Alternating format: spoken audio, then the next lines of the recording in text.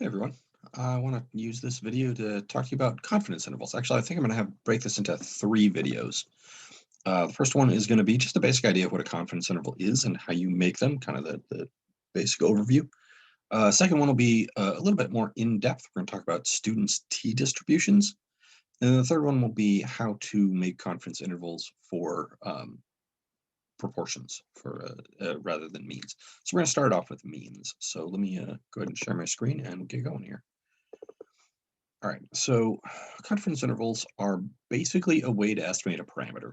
That's essentially what it is you want to estimate a parameter and give a range, sort of a reasonable range of values. So what that means is when you gather a sample, you're not looking at the whole population.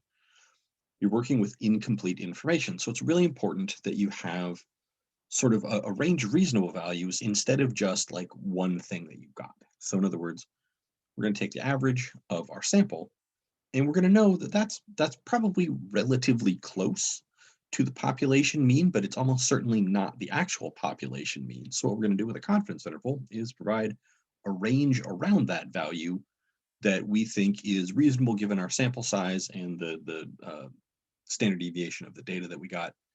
And that's basically what a confidence interval is. So we're going to get into the formulas a little bit. I find that this is sort of the part of the class where students who are not as comfortable with formulas and kind of messier looking math kind of get a little scared off.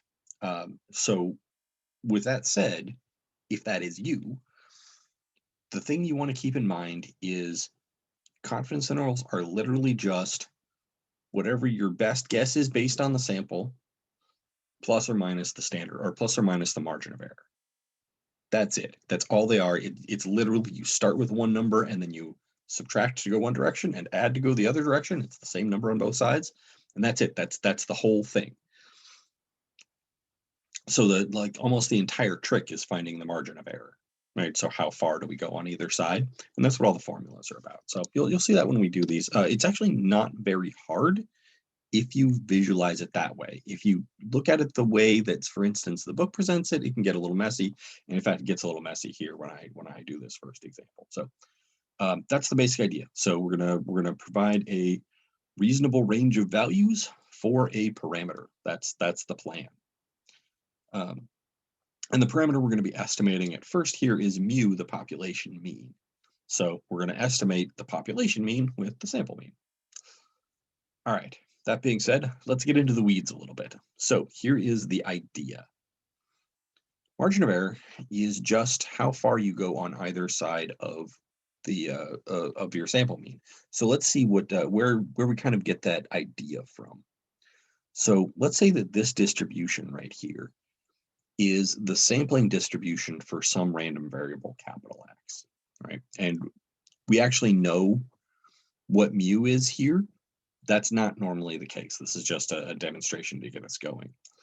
So here's the idea.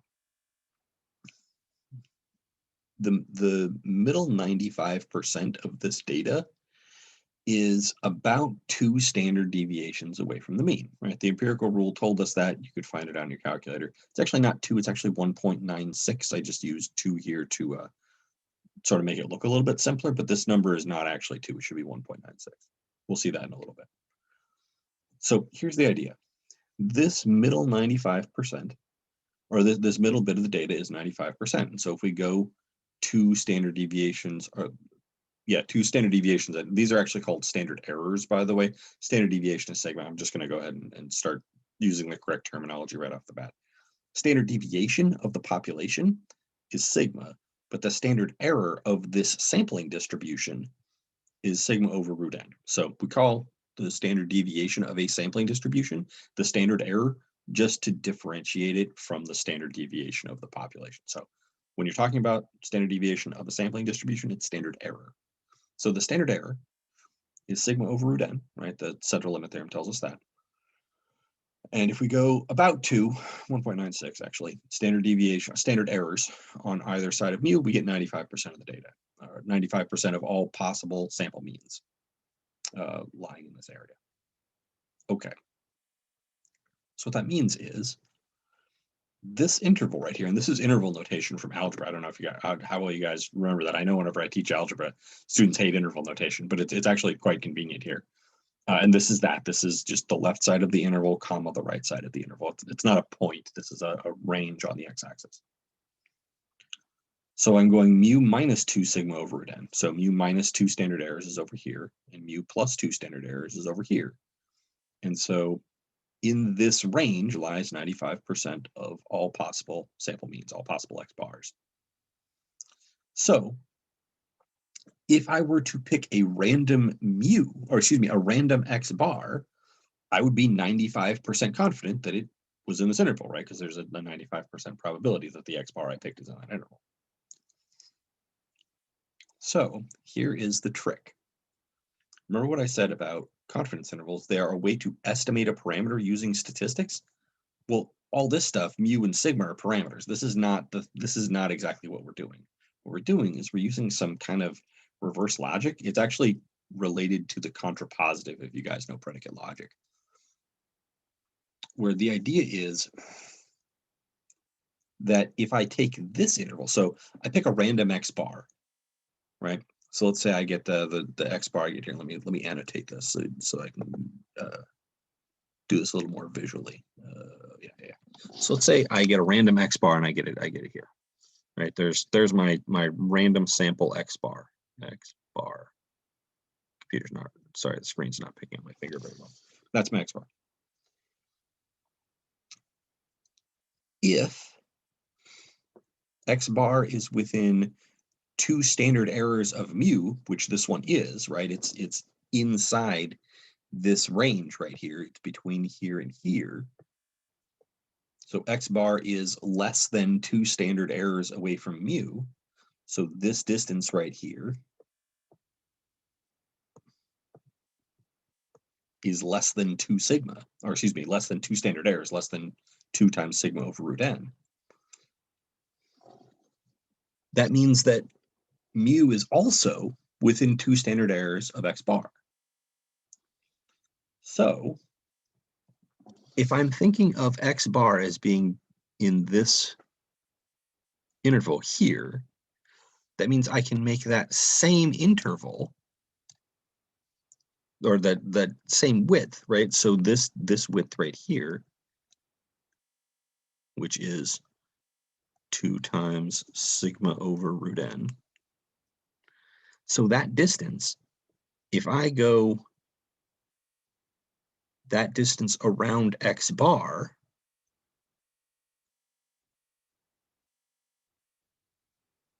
pardon the mess here,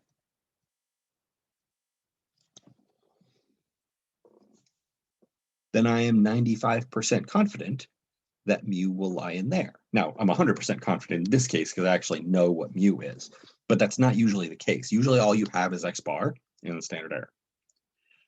And so the way we make our confidence interval is we do this operation. We add 2 times the standard error. It won't be 2, it'll be something else, depending on how sure we want to be that we're capturing mu.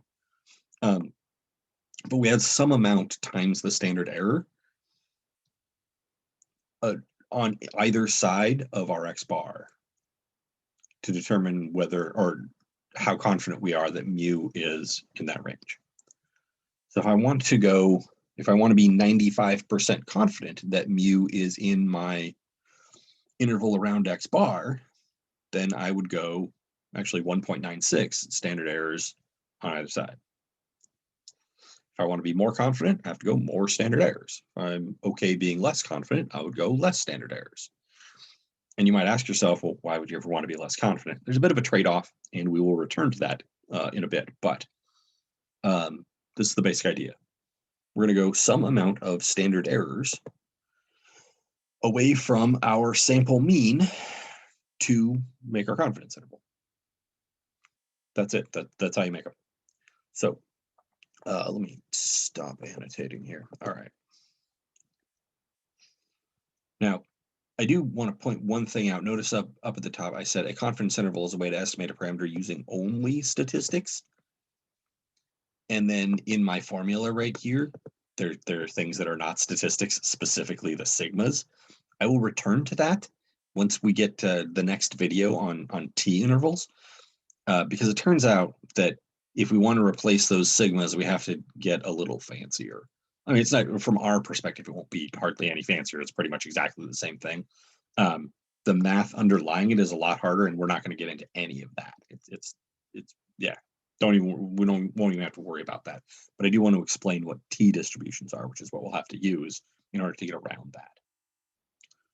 So yeah, let's move forward here. One quick definition or notation, I guess, vocabulary. I don't know, one of those things. This 2 here doesn't have to be a 2. Like I said, it could be anything, right? It could be any number, and that is how many standard errors you're going away from x bar. It's called the critical value. That term right there. So yeah, so let's see an example before we start worrying too much about the details of the formula. But remember that the basic idea is that I'm going to go 2 standard errors on either side of my sample mean. It's going to turn out to be 1.96, but we'll see that in a second. So, all right. So here is my setup. Simone, who is going to be a constant figure for the rest of these notes, is a statistically inclined executive with Domino's Pizza, and she wants to see how quickly a particular store delivers pizzas, right? And she wants to get a reasonable range. She's going to take one sample and then use that one sample to generalize about all of their delivery times. And she's well aware, of course, that the times that she gets are not going to be entirely representative, but that she should be able to make a range around the mean to get a good idea of what the population mean actually is. So here's her sample. She takes a sample of 60 delivery times to various locations. She gets an average of 33.6 minutes. So just for some critical reading, and by the way, this is one of the biggest difficulties people have with statistics. You have to read very closely, like very, very carefully. This average of 33.6 minutes is not mu, that is x bar, because it's referring to the sample, right? And the sample mean is x bar. It's a statistic, not a parameter. Remember, we're trying to estimate mu. We don't know what mu is. And this is our x bar that we're going to use to estimate that. Now, for this particular example, Simone knows by magic somehow that this particular store's delivery times have a standard deviation of 4.2 minutes. And this by magic is where we're getting sigma from. Remember, I've said on many, many occasions that we generally don't know what parameters are, and we have to estimate them. Like, that's literally the whole point of statistics, or the whole point of our branch of statistics, which is to estimate parameters. And so just randomly knowing a parameter is unlikely if you're making a confidence interval for it. And like I said, we will return to this. This is just a setup example that turns out to be not exactly what we're going to use. We're actually not going to use sigmas here very often. But for right now, she knows by magic, and then we'll get rid of the magic later. That this particular store's delivery times have a standard deviation of 4.2 minutes. So she's going to make a confidence interval for the store's mean delivery time. So a couple things I want to point out. Let me just go ahead and share up a white screen or a whiteboard here. The number one thing about confidence intervals that I want to say, number one, confidence intervals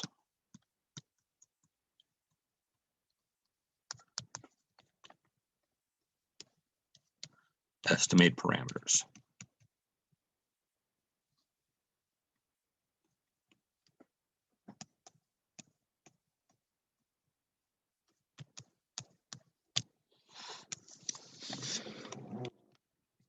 That is the most important thing to remember about confidence intervals. Students often forget this, and they just sort of forget what they're doing and get lost in the formulas. Don't forget this. Confidence intervals estimate parameters, and they estimate them using statistics, right? So you find some statistics and you use those statistics to estimate what the parameters are. What that means is, in a problem that you're doing, like in a question you're answering, you almost never have any parameters, right? Because you're trying to estimate those. So whenever you see a mean in a confidence interval problem, the first thing you should think is, I bet that's the sample mean. If you see a standard deviation, it's probably the sample standard deviation. right? Unless it specifically says otherwise, that's what you should be assuming. So what we had was we had X bar, the sample mean is 33.6. And then we had, in this particular one, it specifically says that she knows the population standard deviation was 4.2. And the other important thing that was mentioned here was that n equals 60. So if Simone wants to be 95% confident that she is capturing the population mean delivery time, what she's going to try and do is basically this. Sorry, let me go back here. What she's going to try and do is basically this. This is going to be her range, almost, not exactly, right? So I actually want to find out what this 2 is, and I'll show you a table you can just look it up on. So I'm going to go to the calculator real quick. Whoop. Hello, computer. Sorry, a little laggy here. All right, so I've got my calculator here, and here's what I'm going to do. I guess before I use this calculator, let's do a whiteboard here.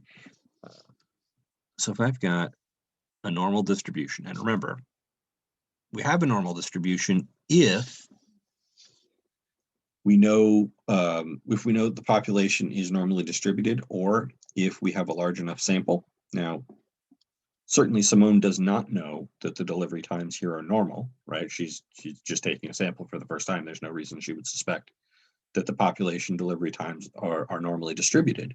But she's taken a big enough sample, very smart of Simone, so that she can use the central limit theorem, right? N is 60, which is bigger than 30, so we're okay. So we can go ahead and use the central limit theorem, and everything works just like we want it to.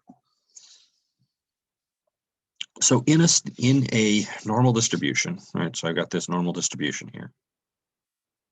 If I want this to be 95%, now up at the beginning of the video, I said that I would go 2 standard deviations on either side of the mean, or 2 standard errors on either side of the mean. I keep saying standard deviation. Sorry, that's not right. And that's not actually right. The thing I want to point out here is there's 95% here. That leaves 5% on the outside, which is to say 2.5% in either half. Right. So if that's 95%, here's 2.5%. Here's in here, and here's also 2.5%. And if we want to know how many standard errors this is right here below the mean, we can use inverse norm on our calculator, if you remember from the normal distributions. And if you recall, I want to use the standard normal distribution because that's got all z-scores on it, right? And the thing I'm trying to find here is a z-score. How many standard deviations do I have to go away from the mean in order to get 2.5% on the outside, right? That's the idea. So I want to know how many standard deviations this is below the mean, how many standard deviations that is above the mean. And by the way, I'm deliberately saying standard deviation here because I'm talking about the standard deviation of the sampling distribution, which is called standard error, but remember that z-score is number of standard deviations from the mean, right? So that's specifically what I'm trying to find. So I'm going to go over to the calculator, and I'm going to do inverse norm of 2.5% and inverse norm of 97.5%, right? Because there's 97.5% below this one. So let's do that.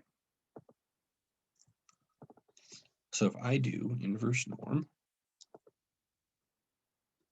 of 0.2025, I'm going to leave the mean as 0 and the standard deviation as 1 because that's the distribution that you find z-scores on. You notice that I get negative 1.96, right? Negative 1.9599, which we're just going to call 1.96. So if I go 1.96 standard deviations to the left of the mean, then to the left of that is this area of 0.025 or 2.5%. So I'm going to do the same thing with 97.5, and of course it's going to come out to be positive 1.96. So inverse norm of that, 975, positive 1.96, right? So these are the critical values that we need, or rather, just the positive one is the critical value that we need to get 95% of our data in the middle. Like that's how many standard errors we have to go away from mu in order to capture 95% of our data. So this is the number of standard errors that we are going to go away from X bar to be 95% confident that we have captured mu, right? And that logic, by the way, if that sounded confusing to you, that's 100% normal. Almost everyone gets confused by that. I'll leave you to think about it, but remember that if X bar is within two standard errors of mu, then mu is also within 2 standard errors of X bar. This is how far we have to go to get 95% of all possible X bars to be within that many standard errors of mu. So it is also how far we want to go to be 95% confident that mu is within our range around X bar. So that's the logic. It does take some thinking, but that's what we're going to do. So we're not going to use 2 standard errors. We're going to use 1.96 standard errors because that's actually the right number. Yeah, so let's go see how this looks. So the first thing to do is calculate our standard error, which is this, right? We take our standard deviation, this is standard deviation of the population, this is sigma, and we divide it by root n, right? This is just what the central limit theorem tells us to do for the sampling distribution of sample mean. Take our standard error, divide it by, to find the standard error, take our population standard deviation and divide it by the square root of the sample size. And we do that and we get 0.5422. We can jam this into the calculator. I already did it ahead of time, obviously. And then we need to go figure out how many standard errors we're going away from the mean, and we figured that out. It's 1.96. So we're done. We actually have enough information. I'm going to take my sample mean of 33.6, and I'm going to go 1.96 standard errors above it and 1.96 standard errors below it, where its standard error is 0.5422. So I'm going to do 1.96 times 0.5422 and go that far above 33.6, and 1.96 times 0.5422 go that far below. That's it. That's the interval. Right. So that's what I've done here. Right. 1.96 number of standard errors. That's the critical value times the size of each standard error is about 1.063. So I'm just going to take 1.063 and add it to 33.6 and subtract it from 33.6 and get 2 numbers. So I want to show you a trick, not exactly a trick, it's just a thing your calculator will do that a lot of people don't know about. So I'm going to do 33.6 minus 1.96 times 0.5422, right? So that's the lower end of my interval because it's the one going to the left. That's why I'm doing the minus first to go left to right. And it gives me that. Now, here's a thing that you can do that a lot of people don't know. What a lot of people will do is just type in that thing again, which you totally can do. It works fine. But your calculator will also do this. So I hit up, it'll go back here. And if I just enter on that, it'll give me another copy of that thing that I typed. I can just change the minus to a plus and enter. So just a minor shortcut. But basically, if you have another calculation that you're doing that's very similar to one that you've done recently, you can just hit up or down, or excuse me, you can just hit up to go back up to that calculation. If you hit enter on the calculation, it'll give you a new copy of it to let you edit it. Another thing you do, if you have an older version of this, like an older version of TI 83 or 84, sometimes it won't let you go up. Like if it won't let you do that, then what you can do is hit second entry. So second enter will give you entry. And this just gives you the last one, but if you hit it again, it gives you the one before that. And if you hit it again, it gives you the one before that. So you can kind of scroll up the list by hitting second enter over and over again, if it won't let you just use the arrow keys. So only the newer ones. But when I say newer ones, it's like ones made within the last like 6 years. So if you have any kind of recent TI calculator, you can probably just hit up and down. But if you don't, if you have one that's too old, you can just hit second entry and it'll that's kind of a slow way to scroll back up the list, but it does work. All right, so I'm going to clear this off. Those numbers I got, by the way, I don't know if I didn't write them down because I already had them. I've already got them right here, right? So 32.537 and 34.663. So the way we want to interpret this, this interval that we just got is that Simone should be 95% confident that mu, population mean, is somewhere in this interval. Now she doesn't know where, right? There's no reason to believe that it is right in the middle of this, right in the middle of this interval. All she knows is that she's 95% confident that mu is in here somewhere. And that's the best she can say. That's it. So you can find confidence intervals of any size. And when I say any size, any confidence level, right? You can be, if you want to be 80% confident rather than 95% confident, you can. If you want to be 99% confident, you can. All you have to do is go a little bit farther or not quite as far away from your point estimate, which is the sample mean in this case. So let me show you how you can do that. So you can find the 1.96 and negative 1.96 using your calculator like we did. But there's a table for it that's just easier. So if you go to the end of the notes here, this is a standard confidence level table. Now, this table is big, and we're going to ignore for right now everything but the very bottom row. So I will explain this name in a little bit. Maybe not in this video. Might have to wait till chapter 9. But the critical value is notated this way: z alpha over z with a subscript of alpha over 2. I'm just going to leave it at that. Explaining the alpha is not an easy thing to do right now because we need to know what it represents, and we don't learn that till chapter 9. But that's so you could just replace this with critical value, right? So that actually makes just as much sense as having a z alpha over 2 there. Just that z alpha over 2 is the symbolic, it's the symbol that we use for that. And let's point this out. Confidence level is how confident you want to be that the population mean is within your range that you're finding. So if we wanted to be 95% confident, that's this column, we would use 1.96 for our critical value, right? The thing we just used. If instead I wanted to be 99% confident, then I would use 2.576 for our critical value. If I wasn't that concerned, if I was less concerned about the confidence interval, or about the population mean being in my confidence interval, and I only cared about being 80% confident, then I would use 1.282 for my critical value. So here's a good time. This is a good place to discuss why we would ever want to be less confident that the population mean is in our confidence interval, right? Like, wouldn't we always want to be more confident? And the answer is, being more confident is better, but it comes with a trade-off. And the trade-off is this wider interval.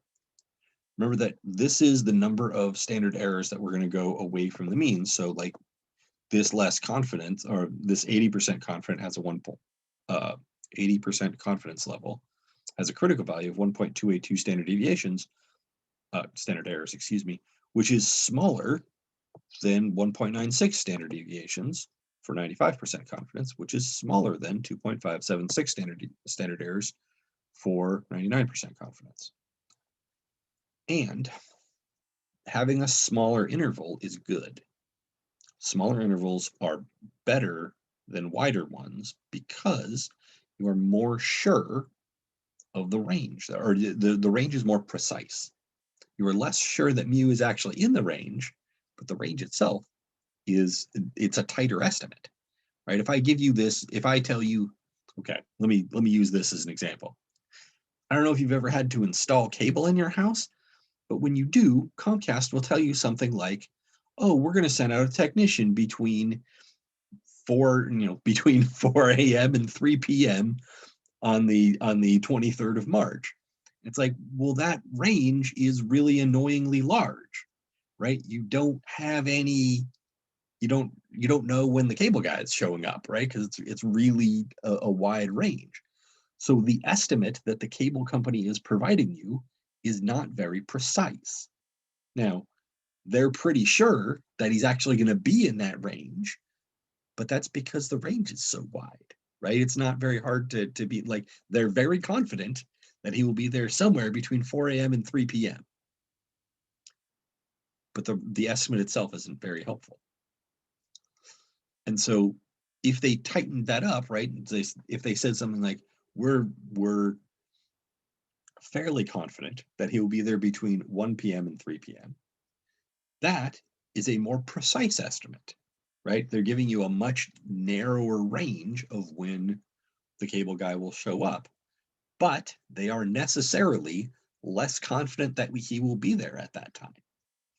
Because the reason they give you such a wide range is because they're relatively uncertain how long it will take at other places, right? So sure, they can tell you, well, he's probably going to be there between 1 and 3, but there's a much higher chance that he will miss that window because the window is small. That's the trade-off I was talking about earlier. There's a trade-off between confidence level and precision. The higher confidence you have, the better, right? You're more sure the cable guy is going to show up in that time. That's great. But the more precise you are also, the better. And if you want to be more confident, you trade off precision, right? You get one or the other, but not both. There is a way to get more of both, which we'll talk about later. But so what ends up happening is everybody picks a standard level of confidence and precision and just kind of runs with it. Or I don't know if that's what always happens, but that is what has happened in the world in which we live. Everybody uses 95% confidence intervals for basically everything. So of the numbers in this row, it is absolutely not obvious to you at this point, but it will be after you take some more statistics. This is used probably 10 times more than all the rest of them combined. If a confidence level is not specified in a problem, just assume it's 95%. It's probably a pretty good assumption. So yeah, most of the confidence intervals I will ask for are 95%, but they don't have to be. You can decide that you want more precision if you are willing to be a little bit less certain that mu is in the confidence interval you give, or you can have more certainty with less precision. But the standard amount of certainty and precision is this one. So that's what we're going to use most of the time.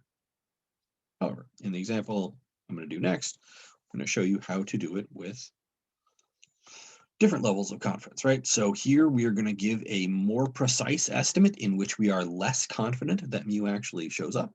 And here we are going to give a less precise but interval in which we are more confident that mu actually shows up. So 80%, 99%.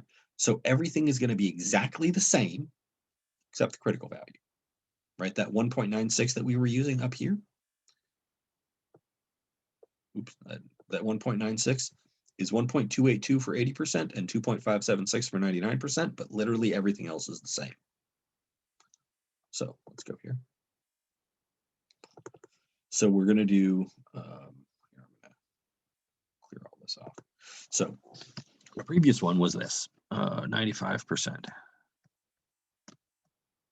CI stands for confidence interval, and that was 33.6 plus or minus 1.96 times 0.5422.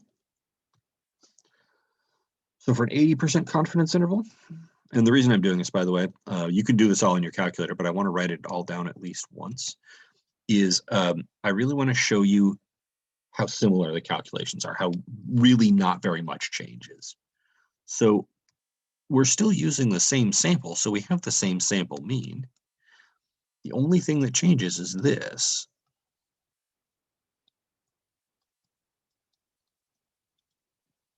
This right here is the only difference.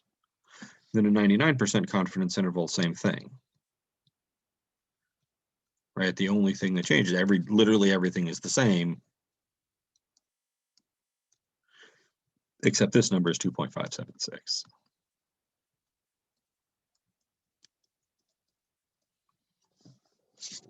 right? And so you just jam these into your calculator, and there you go. That's it. So let's go ahead and do that real quick. Calculator, we're going to go 33.6 minus 1.282 times 0.5422. Enter. Grab that. Oop, wrong button. Grab that. Change minus to a plus. And so our confidence interval there is 32.9 up to 34.3, let's say. And if we go look at what we got last time, so we had our new one is 32.9 to 34.3, and you can see that that is indeed narrower or more precise than this interval, right? 32.9 is, so here we've got our original interval, 95%. 32.9 moves this up a little bit, and 34.3 moves this down a little bit. And so we get a slightly tighter interval in which we are somewhat less certain that mu actually lies, but the estimate is more precise. So that's it. We're going to do the same thing for the 99%, right? So we're going to have to make this interval bigger. We're going to trade off some precision to get some more confidence. So that's going to be 33.6 minus 2.576 times 0.5422. And then same deal again, change the minus to a plus. There we go. So you can see this interval is a little bit wider. This one is 32.9 to 34.2. This one's 32.2 to 35, right? So a little bit wider out, so less precise, more confident. That's it, same confidence intervals. Now, we're going to learn some more in the future. We're going to learn some more formulas for these things. But the format remains the same. It's always this. Let's go with this. It's always this right here. Your confidence interval is your point estimate plus or minus critical value times your standard error every time. Critical value is that thing that changed, right? That was the 1.96 or the 1.282. The other stuff was derived from your sample, right? Standard error just comes from your sample. It's literally just standard deviation divided by the square root of the sample size. Or I'm sorry, in my last example, I guess we got the standard error from the population. We won't usually do that. It'll usually come from the sample. So standard error and point estimate are both going to come from the sample in general, although the standard error, we knew the standard error by magic this time. And the point estimate is the statistic that goes with whatever parameter you were trying to estimate. We were trying to estimate, or Simone was trying to estimate, the population mean delivery time, so the mean delivery time for all the pizzas that this one store delivered. And so she used the sample mean, right? She's estimating population. A population mean uses the sample mean. If she was estimating the population median, she would use the sample median. If she was estimating the population standard deviation, she would use the sample standard deviation, right? So whatever parameter you're trying to estimate, your point estimate is the corresponding statistic.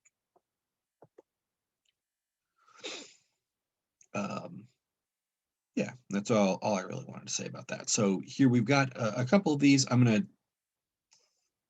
show you how to do these. They're kind of nice side things, but they kind of get away from the main point here. So I'm going to do them in just a second. I actually want to jump to number 4 first. This is really just calculator practice. And the thing I really want to show you here is how to do this in your calculator the easy way, because there's just a button for it, basically, or not a button, it's a menu item. But first I want to run through this, run through A and B the way we did it just a second ago, and then we'll do it the easy way on the calculator. So A, I've got an X bar of 18.4, sigma of 7.1, n equals 35. So what I'm going to do 18.4 minus 7.1 over the square root of 35 times my critical value. So for 95% confidence interval, it's 1.96.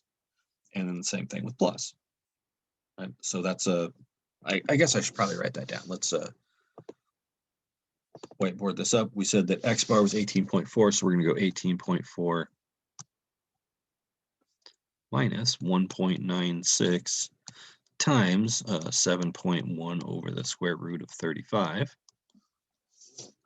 Right, let's just make sure that was the right numbers. 7.1 over root 35. Yeah, that's right. We're gonna do that. Well, that's gonna be the first thing, but I'm just gonna do plus or minus that, right? So we just go jam that in the calculator. Calculator it up. So we do 18.4 minus 7. Excuse me, that's 1.96. 1.96 times 7.1 divided by the square root of 35. Square root of 35. You can see why you might not want to retype this every time, right? It's a lot easier to just do this. So 16.05 to 20.75 is my range. So remember these numbers, and we're going to go. I'm going to show you the calculator function you can use to do this. So if you go to Stat and then Tests, so Stat button we've done Edit and Calc so far. Tests is the one we want this time. We're going to use most of these tests. I don't remember exactly how many of these, but a good chunk of them. There's quite a few in here. And that'll be like a big focus of the rest of the class, but the rest of the course, by the way. But the one we want right here is a z-interval. That guy, number 7. We're making an interval, so we're looking for interval. Notice most of these say tests, but there are a few intervals. So when you're making a confidence interval, you want the interval. When you're doing a hypothesis test, which is the chapter 9 and onward, that's what the tests are for. But right now we're doing z-interval, and it's z because, well, we'll talk about when it's t in just a little bit, but it's z because we're using, because we have sigma, which we'll talk about what to do when we don't in the next video. So z-interval, you have two choices. You can, if you have raw data, so for instance, if I had just a list of 60 delivery times instead of telling you, oh, here are the mean and standard deviation of Simone's sample, you could put that list into one of your, or you could put the raw data into a list, right? In this case, L1. You can change this number though.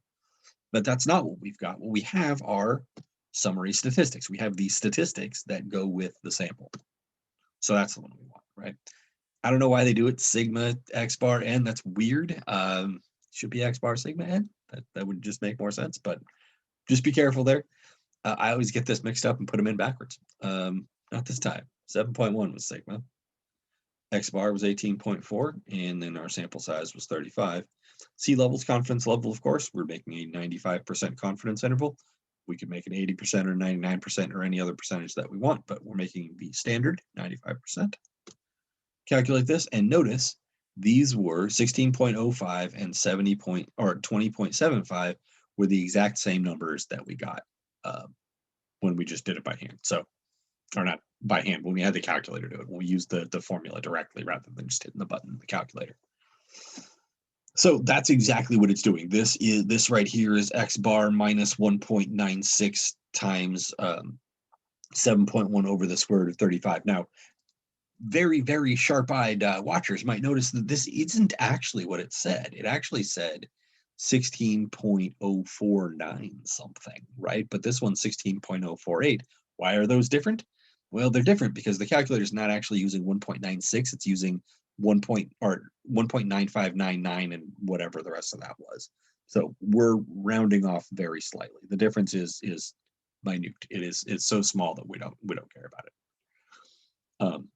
Yeah, so just continue using 1.96 unless you really feel like looking up z critical values to 10 decimal places, which is what the calculator is doing.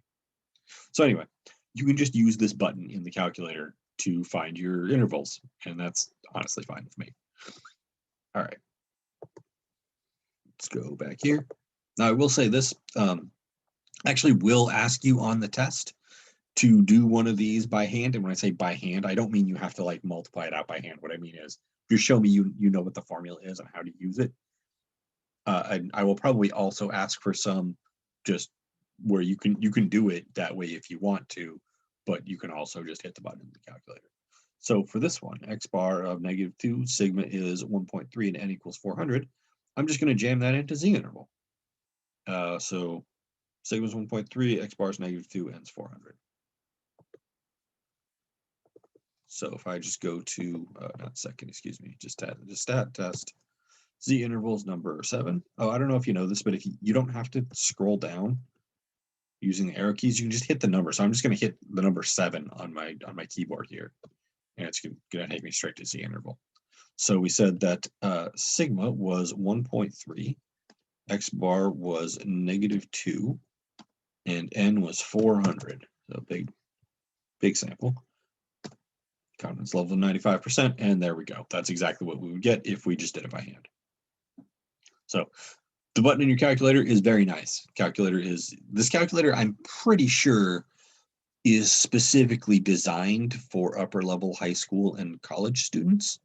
And so the classes that those students take, the functions in the calculator are kind of for those classes. So that's the class you're in. So there you go. You've just got a button for the thing you need. It's very convenient. Let me go back to the notes for 1 second.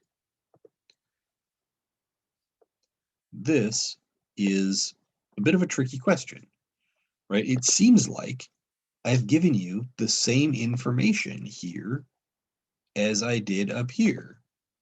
So why can I not make this confidence interval?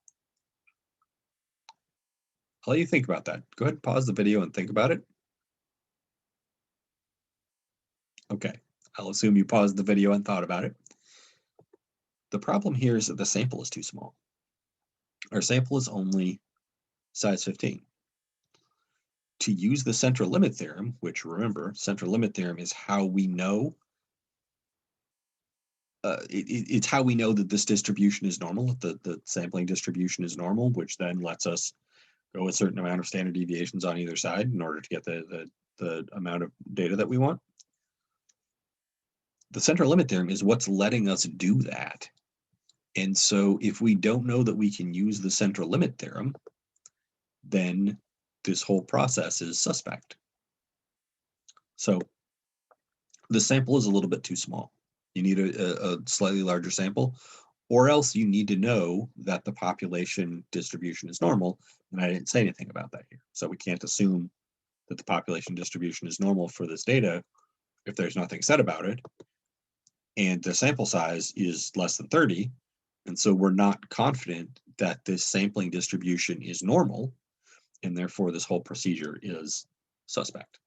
So you in general would not want to make a confidence interval for this, because you would be sort of expressing more confidence in the process than you really should have. Okay, there's a couple more things I want to show you about confidence intervals that are not at all like what we were just doing of just making them, right? What we're going to do here is, in number 2, we're going to do something that's actually very practical. And then in number 3, we're going to do something that is absolutely the opposite of practical. Yeah, so number 2, Simone, so let's read the problem, then I'll explain what the deal is. So Simone wants to find the mean delivery time for a different store, and she knows that this store has a standard deviation of 3.8 minutes on their deliveries. Still by magic. We haven't got rid of the magic yet, almost. She wants her margin of error to be no more than 30 seconds, and she wants to be 99% confident. So she's going to make a 99% confidence interval. So Simone's question is, how big does her sample need to be? This is an actual very practical question that a researcher would really have to answer before they start taking their sample. So here's the deal. So if you remember, back down here, I said that we could trade off precision, like we could get more precision at the cost of confidence, right? So we're 15% less confident that our population mean is actually in our confidence interval. But with that, we get a more precise estimate, right? Because the critical value is smaller, so we're going less distance away from the mean. So that's good and bad, right? More precision, less confidence. Or correspondingly, we could get more confidence, but less precision. There is a way to get both. And the way to get both is to take a bigger sample. So the way you want to think of your sample size is how much information you have. That's really what N represents. Bigger N means you have more information about your population because you have seen more of it, right? And so you are more confident in you're more confident in your conclusions because you have seen more data. That means that you can get both greater confidence and also more precision at the same time. This is, in fact, the only way to do that. So here, Simone has decided how precise she wants to be. She wants her margin of error to be only 30 seconds or less.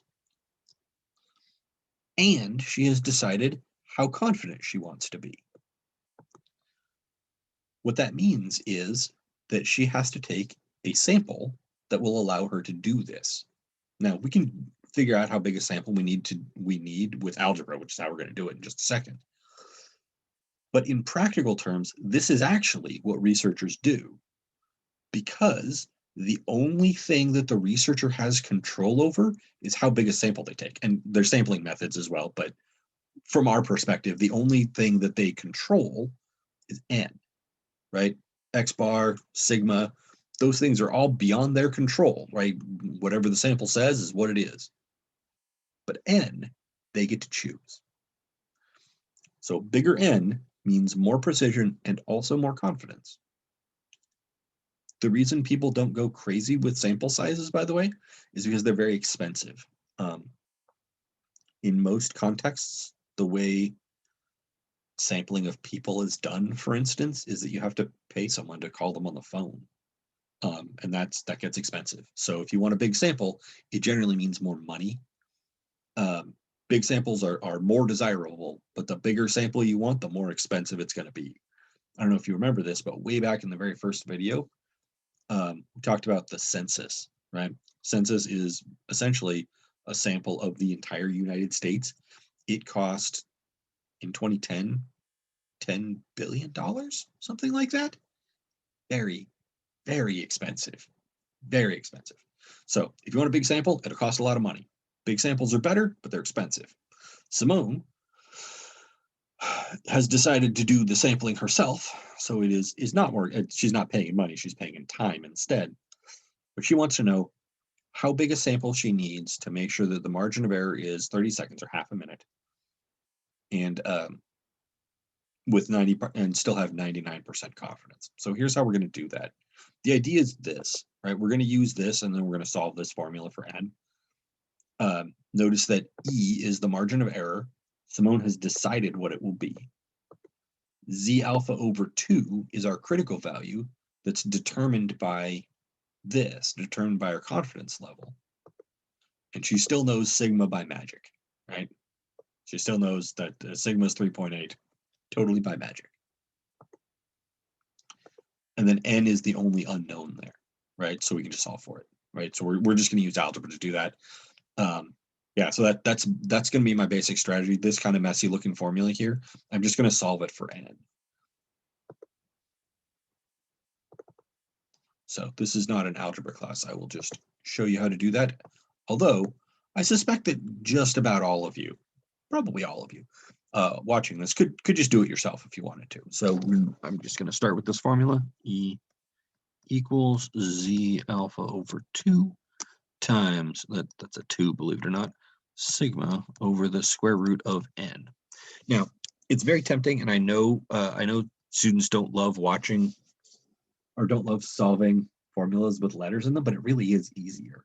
I'm not going to put numbers in there until I'm done. And I don't know, it'll just give me the formula once I'm done, and then I can plug into the formula. So first thing I'm going to do is divide by Z alpha over 2.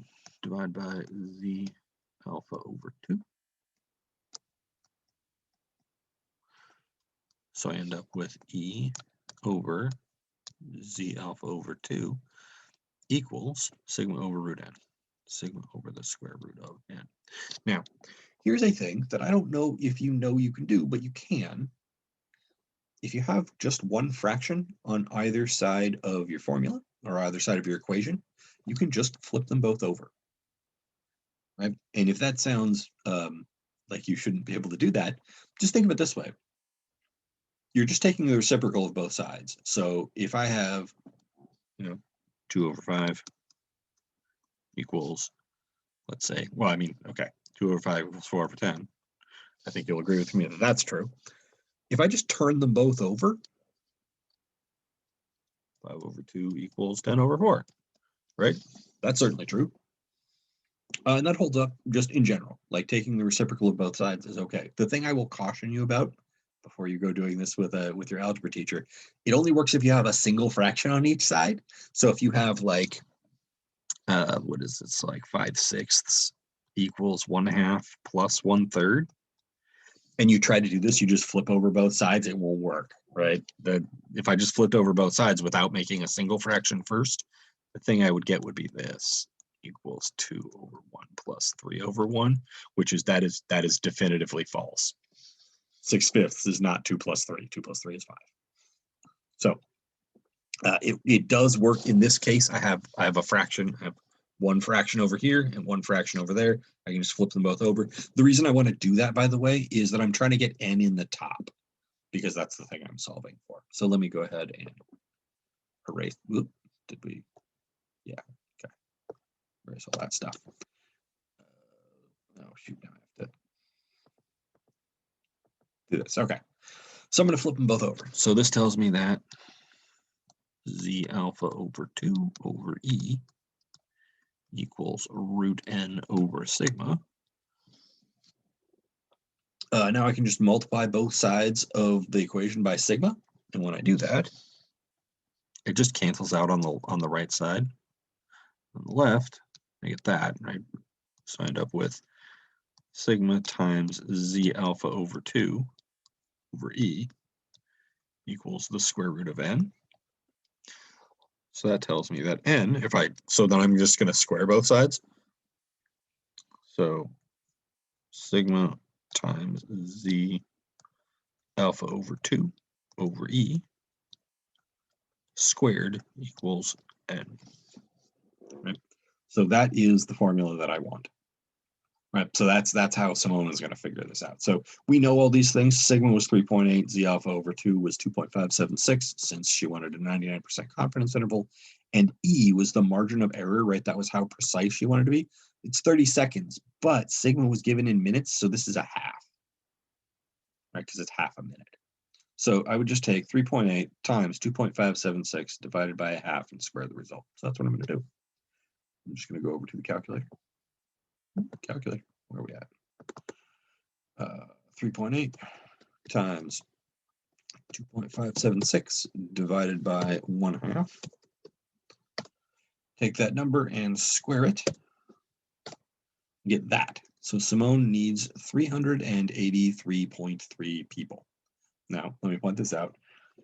She needs at least this many people, right? She needs at least 383.3 people.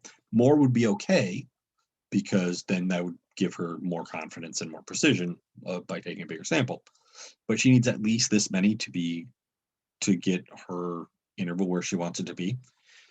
So since she needs at least 383.3 people, she's got to have 384, right? 383 is just barely not enough, right? She loses a little bit too much position there. Now, this is basically nitpicking, but you should always round up. Even when this 0.3 says to round down, round up anyway, because from a practical standpoint, you would rather be more conservative than not, right? You're just slightly too little. Your sample size is just slightly too small if you take 383. 384 is slightly too big, but too big is okay, and too little is not okay. That's the basic idea. So that's the number she needs, and the formula that you need, which is in your book, by the way. If you just go look it up in your book, they just have the formula for you. I don't think they derive it for you, but this is how you derive it. You just take the formula for margin of error and you solve for n. That's it. So that's what we did. All right, so back to the notes, one last problem to do, and then we're gonna call this video. So this problem is the absolute opposite of practical.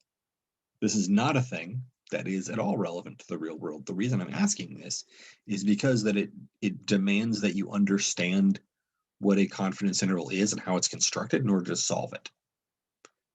And if you understand what a confidence interval is and how to construct it, this question number 3 here is incredibly easy. It's the one people always get stuck on, but it's also the easiest one on here by a large margin. So let me show you why. So Simone makes a 95% confidence interval, and here it is, right? So we know the interval. This is why it's not a practical thing. That in a practical sense, the thing you want to do is construct the interval. So she's already done that. And what we're going to do is reverse engineer what her statistics were for this. So I want to find X bar, my point estimate, and then the margin of error for this confidence interval. Well, let me pause and let you think about that, and then I'll show you how to do it. It's super simple. So here's me pausing. Okay. Hope you paused the video and had a chance to think about that. Let me draw a picture to make a point about how easy this is. So 28.45 to 31.37. All right. So if I make a picture, clear all this off. So 28.45 to 31 point, that's not a very good decimal point, 0.37. That's my confidence interval.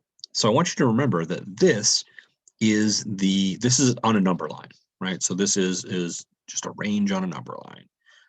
And it's like these two edges, 28.45 up to 31.37. That's my interval. Well, the thing to remember about how it's constructed is that we started in the middle of that interval and then added and subtracted the margin of error. So X bar is the middle. So all I have to do is find the middle of those two numbers, find whatever number is halfway between 28.45 and 31.37. And the easiest way to do that is to average them. Just take the average of 28.45 and 31.37 and find it that way. You can find it other ways, right? Like you could subtract these two, because that would be the distance between them, and then divide by 2, and then add that number to 28.45, and that would get you X bar as well. That works just fine, but it's just a little bit shorter to average them. So that's what I'm going to do. So X bar is 28.45 plus 31.37 over 2, which you could jam into a calculator. I'm pretty sure we can just do that in our heads, though. What's that? 59.92? I think I could do it in my head, but let's just calculate it out. So let's go to the calculator. 28.45 plus 31.37 divided by 2. Whoop. That's not what I meant. That's what I meant. Divided by 2, 29.91. All right, so 29.91 is right in the middle. Let's go put that on our picture. So this is 29.91. That's my X bar. And then the margin of error is just how far away you go from X bar to get to the edges, right? So the distance from here to here, that's not the greatest line I've ever drawn, but that's okay. That is the margin of error. That's E. So to find that, I just subtract 31.37 minus 29.91. That's how I find the margin of error. 31.37 minus 29.91, 1.46. So there's my margin of error. That's it. So this is what I meant by this problem is significantly easier than the others if you remember that this is how we constructed our confidence interval, right? So X bar is there. This is X bar plus E. This guy is X bar minus E. Right, and so when I ask you what are X bar and E, well, X bar is in the middle, and then E is how far you went from the middle to one edge. That's it. That's how you find it. Okay, so yeah, that's the last thing I wanted to say about confidence intervals. Sort of the intro to confidence intervals. We're going to learn about in the next video a a different distribution that's not a normal distribution. It actually ends up being the one we use most of the time. And then in the third video, we're going to learn how to make confidence intervals for proportions rather than means. All right, so there you go. That's all I want to say, and I will see you in the next one.